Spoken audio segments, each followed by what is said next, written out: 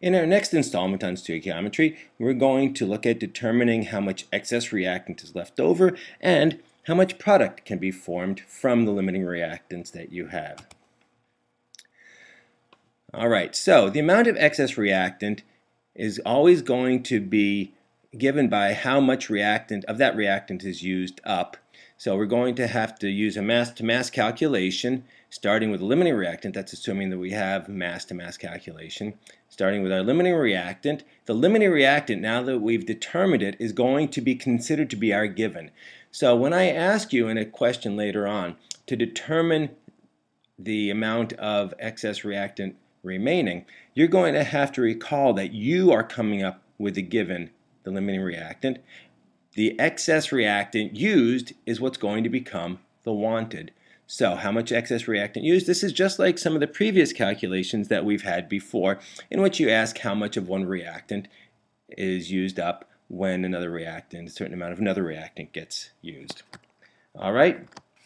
Once you've determined how much of the limiting reactant gets used, you're going to subtract that used amount from the amount that's present to find the amount that's remaining. Now, let's continue a little bit. After you've done that, we're going to be able to determine the amount of product formed. Again, since the limiting reactant limits the reaction, hence its name, limiting reactant, this controls the entire reaction. So, you're going to use another mass-to-mass calculation, again starting with the limiting reactant as the given, and now the wanted is going to be the amount of product formed. And again, usually this is a mass-to-mass problem, but we're going to start off easy with our mole-to-mole problems first. Let's take a look. So in the previous lesson, we found that when 2.3 moles of nitrogen and 7.6 moles of hydrogen gas reacted, then nitrogen was the limiting reactant.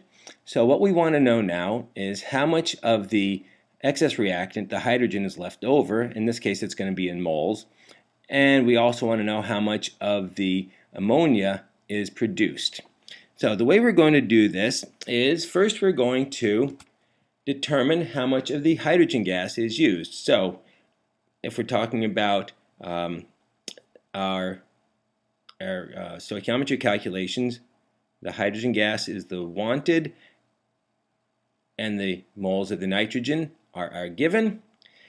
What's the mole ratio we're going to use? Since we have moles, we don't have to start in grams. Start at your flow chart in moles and simply multiply by the mole ratio. Well, we want to get to hydrogen, so it's going to be 3 moles of hydrogen over 1 mole of nitrogen gas. Let's cancel out the moles of the nitrogen gas and tell us that we are in now moles of hydrogen. Since we're in moles of hydrogen, then that's what we're going to want to calculate since the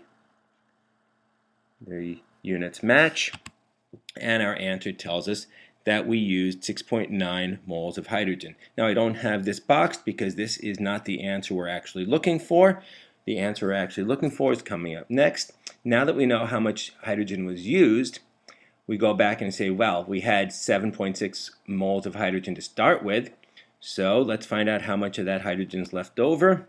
The amount remaining, start with that 7.6 moles of hydrogen available or present.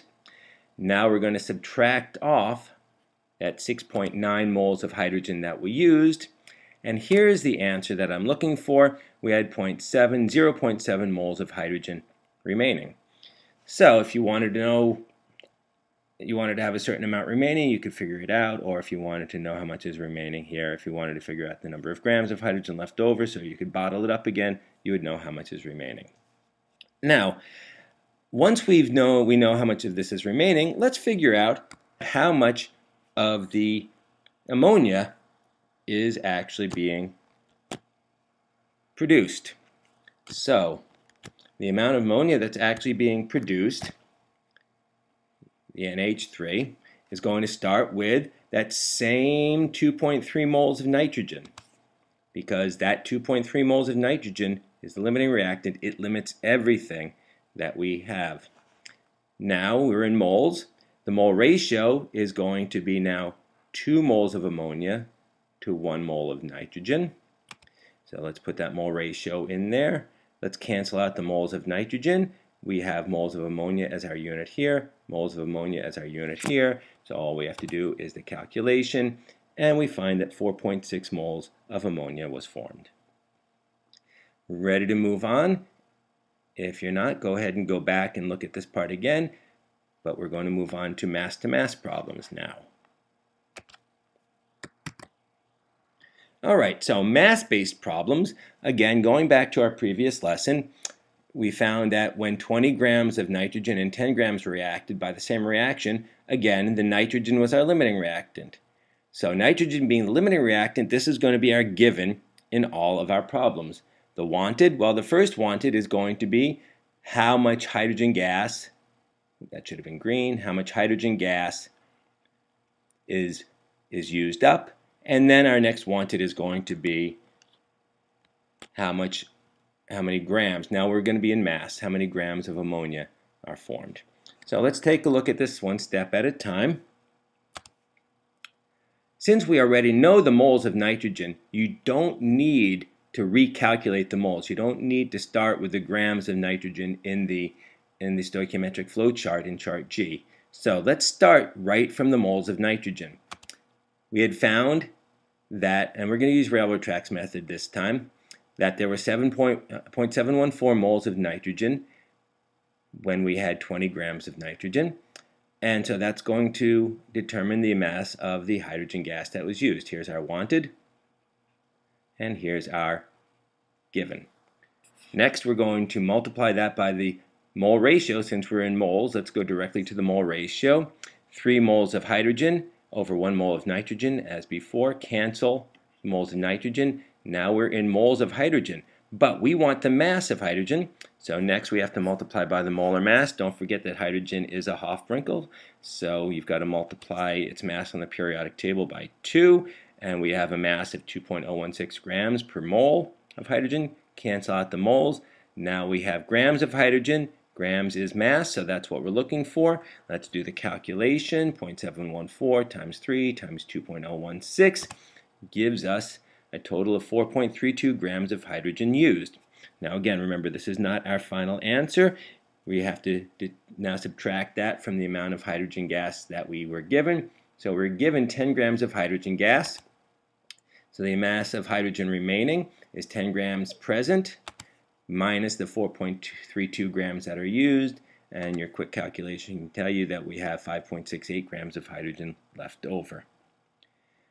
Alright, next let's move on to the mass of the ammonia that was formed. So the mass of the ammonia, the grams of ammonia that are formed, since we had that moles of nitrogen as our limiting reactant, we're going to start with that again.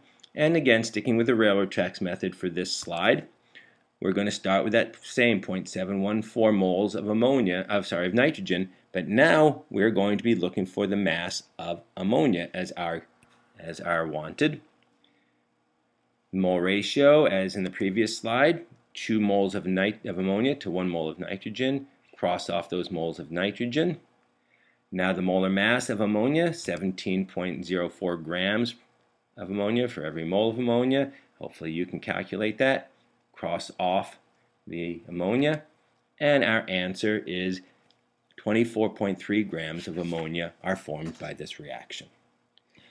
If you didn't see that or you didn't get that, go back and try these calculations again. Otherwise, it's time to move on and let you work on your own. Here is the next problem. In the last lesson, just like we had in the limiting reactant problem, we had 84.9 grams of that iron 2 sulfide, and we reacted that with 64.9 grams of oxygen, and we found that the FES was limiting. So here is what we're going to start with, the FES, or let's go up here, the grams of the FES, or actually the moles of the FES. Since we know what they are already, the moles of the FES are going to be our given. They're going to be what we're going to start with. So what we want to know is 2 things. How many grams of the oxygen remain? So we're going to have to calculate how many grams of oxygen are used. That's going to be our first wanted. And our second wanted is going to be how many grams of the Fe2O3 are formed. All right, so let's take a look at that. You go ahead and try these calculations. Go all the way through. Go all the way to calculating the grams of the Fe2O3 formed. And I will pause the video now. Okay, and we're back. So now, hopefully you've gotten this calculation done. As before, we're going to start with the moles of the FeS. Again, because we have the moles of the FeS, you don't need to recalculate it, but if you did, if you started with the grams of the FeS, you should be getting the exact same number. So here's our given. Our wanted now, at first, is going to be the mass of the oxygen used. So we go back to our mole ratios. Our mole ratio is 7 moles of oxygen to 4 moles of iron. Come on. 4 moles of the iron to sulfide. There's that 4. So 7 moles of oxygen over 4 moles of iron 2 sulfide. Let's cancel out the moles of the iron 2 sulfide. And we have now moles of the oxygen. Moles here, but we want mass of the oxygen, so in order to get mass of the oxygen we have to multiply by the molar mass. Don't forget to multiply by that subscript 2. Oxygen is a Hofbrinkel. This is one of the most common mistakes people make, forgetting that it's 32 grams of oxygen for every mole. Cancel out the moles of O2. Now we have grams of O2 just like we want, and we're going to get a mass of 52.5 grams of oxygen used. Did you get that? Hopefully. Now we're going to take that mass, we're going to subtract it from the amount of oxygen that we were given. So we had 64.9 grams of oxygen present. Subtract off the 52 grams of oxygen used, and we get a total of 12.4 grams of oxygen gas left over. So far so good? I hope so. So let's keep going and finish this up. Let's go back. Remember, our given now is going to be the same 0.914 moles of iron 2 sulfide as we go and try to calculate the mass of the Fe2O3 that's formed. So mass of Fe2O3 is our wanted. The moles of the iron 2 sulfide is our given. Let's multiply that by the mole ratio as before. 4 moles of Fe2O3 over 2 moles of FeS. Let's cross off the moles of FeS. Now we have moles of the Fe2O3, but we need mass. Multiply that by the molar mass, 159.7 grams of Fe2O3 for every mole of iron to our Fe2O3. Cancel out the Fe2O3s, and we get our final answer is 292 grams of Fe2O3 formed. Hopefully you got that. If not, I want you to go back and try this again. You can start the video again, go back and look at the previous videos and the previous slides in this video. And if you want some extra practices and extra problems, you can go to the textbook and read section 12.3, pages 364 to 369. See you in class tomorrow.